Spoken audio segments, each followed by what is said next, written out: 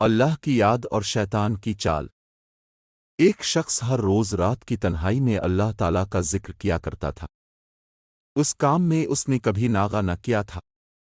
ایک دن شیطان نے اس کے دل میں وسوسہ ڈالا کہ اے شخص تو ہر روز رات کو اللہ اللہ کرتا ہے، اور ایک مدت گزر گئی اس کام کو کرتے ہوئے، لیکن کیا کبھی ایک بار بھی اللہ تعالیٰ کی بارگاہ سے جواب میں لبیک ہوئی؟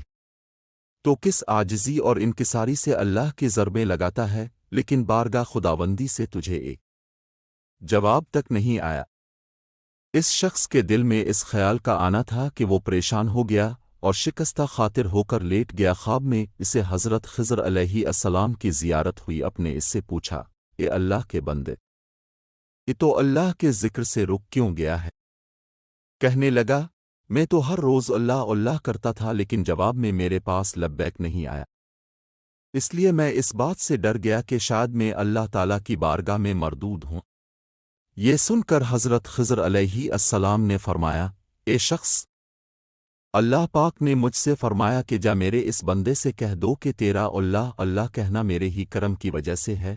کیا میں نے تجھے اپنے کام میں نہیں لگا رکھا ہے؟ تیری تڑپ کی مجھے سب پتہ ہے، میں تجھے بھولا نہیں ہوں، نہ ہی میں نے تجھے نظر انداز کیا۔ تیری ہر پکار پر اور ہر بار اللہ کہنے پر میں تجھے 1000 بار لبیک لبیک کہتا ہوں۔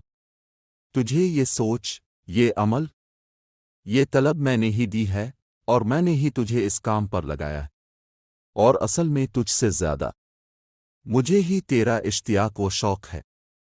اس شخص نے یہ خواب دیکھا تو ہڑبڑا کر اٹھ بیٹھا اور فوراً صدق دل سے تائب ہوا، اور پھر دوبارہ اللہ تعالیٰ کے ذکر میں مشغول ہو گیا۔